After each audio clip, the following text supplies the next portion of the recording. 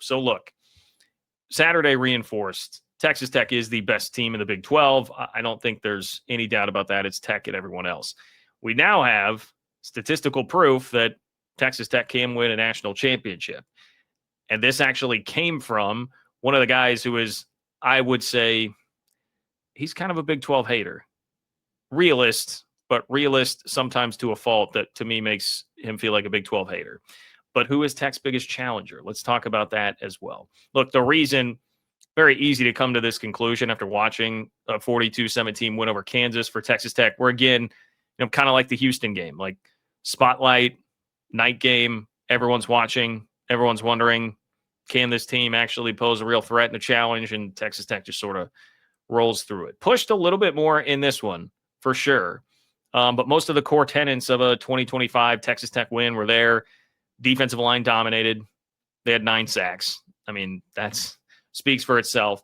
If you're looking at Pro Football Focus right now, you've got the number 2 and number 3 Pro Football Focus graded defensive lineman in the country. The only one better is a guy at Miami that many people are saying might be like Heisman Trophy worthy good. So, yeah, that's pretty impressive what Tech has there with David Bailey and Romello Height. David Bailey has 8.5 sacks already this year. You guys seen that? He's got 8.5 sacks already this year. I mean, we're talking about that could be a guy that winds up with like 20 sacks this season. That's crazy. Tech won by 24 plus. They've done that in every single game this year now. Tech put up 500 plus yards of offense. That's become a pretty common thing for Texas Tech. But as I mentioned, this wasn't as comfortable as like the Houston game, for instance. I did see a Houston fan say earlier in the chat, oh, more slobbering all over Texas Tech tonight. Well, you know what? If Houston would have put up a better fight against Texas Tech, maybe we wouldn't be slobbering this much. Unfortunately, Houston did not. Kansas did put up a bit of a fight, right? This was 21-17 at one point. Kansas had the ball and was driving, and it's very easy to forget how things really felt at that point in the game, okay? And with this, I'm going to make fun of myself and point out what things really felt like at this moment in time simultaneously here, okay? So if you follow me on Twitter, it's at JL Kurtz. Your boy here sent this tweet out. So Tech may be in some trouble. And that was at 8:19, okay? So that game, that's like, we're like an hour into that game. Was it 7 or 6:30? I can't remember. Anyway, I waited to send this until it's 21-17 at the half. Kansas has all the momentum. They get the long field goal, and then Kansas is driving. They get the ball back, and it's like, man, this really feels like Kansas is about to go do this. The Will Hammond offense was sputtering, right? Baron Morton was out of the game. The Will Hammond offense was sputtering. It went punt, interception, punt, punt. So you're looking around like, what? Tech legit might be in trouble here. I did not think I would be saying this tonight, but they legit might be in trouble here. Well, as you might guess, you can see 30 replies. Like this, the tweet got bombed by Texas Tech fans. Thank you guys for reminding me what an idiot I can be sometimes.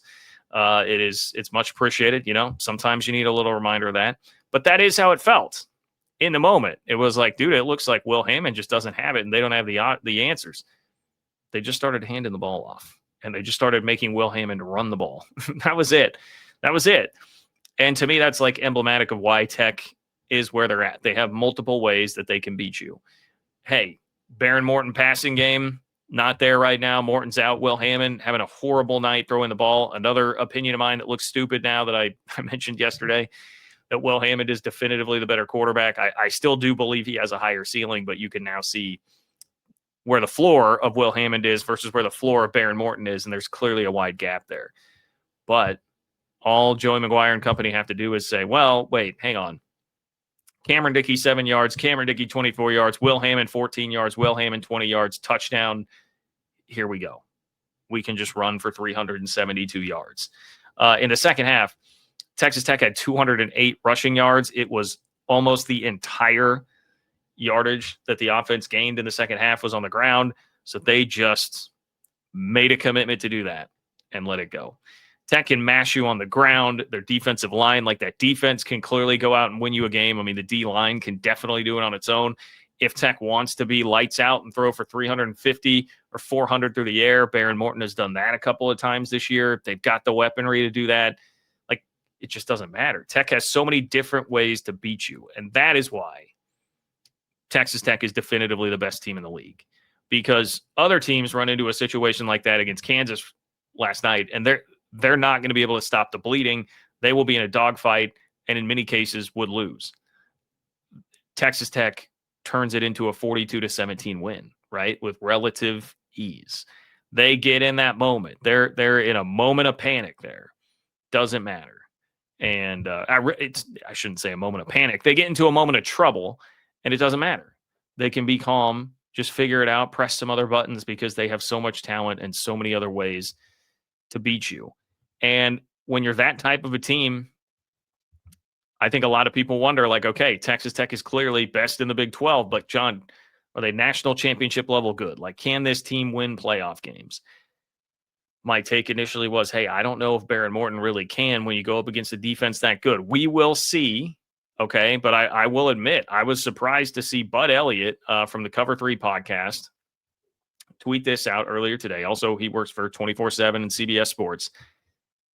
He was following up on and quote tweeting Bill Connelly's S&P Plus rankings. So Bill Connelly's S&P Plus, to me, that's one of the gold standards of computer rankings that you'll see in college football, right? So if you're wondering about that. So Bill Connelly just posts the updated rankings, which it assigns a number value to every team and ranks them.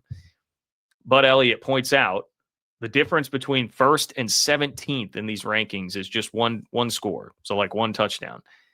And in 2019, the difference between 1st and 17th was 3 touchdowns. So when we talk about how much NIL has changed the game and the transfer portal has changed the game, this is what we are talking about.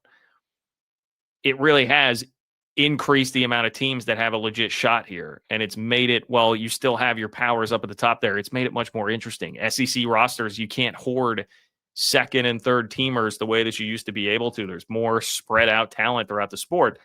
That means it's a good thing if you're one of these teams that's in contention. Okay, so let's switch this over to see the actual. Stop sharing this.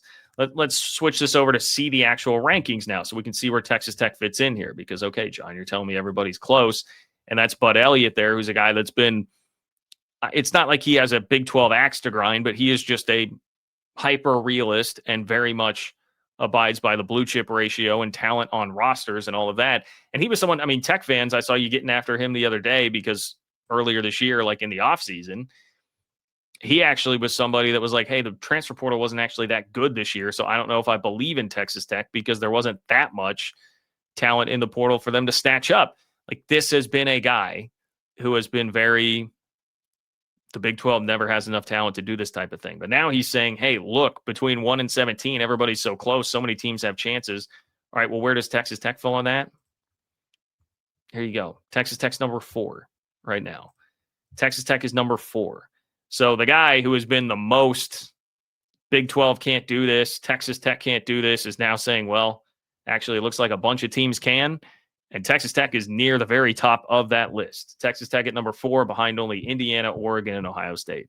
And I know you can immediately point out to me, John, well, can I trust this list when I just watched Indiana completely put the hammer down on Oregon, like just drain the life out of that offense and beat them in Autzen, and then Oregon still ranked ahead of it? Look, yeah, it's not perfect. They're not rankings. It's a power rating. So it's about like who would be favored on a neutral field.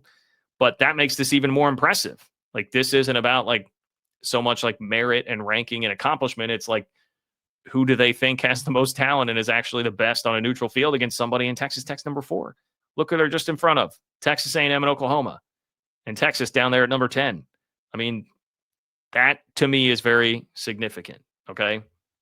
So Texas Tech, according to some of the bigger Tech haters, Big 12 haters out there, Texas Tech actually national championship level good, according to Bill Connelly's S&P Plus and Bud Elliott, who's given a bit of a nod to that. So that is, look, I know not everybody is crazy, as Houston fan earlier. Sorry to call you out, my friend. Not everybody is crazy about Texas Tech necessarily, even if you're in the Big 12. But this, I would suggest that this is a good thing if you get committed enough donors to go out and buy you a roster and do it in an intelligent way, which James Blanchard has clearly been a huge part of that and an underrated part of that. the GM at Texas Tech, if you do it the right way, and then you've got a guy in Joey McGuire who can create the right culture, you absolutely can buy your way into national championship contention, it appears right now.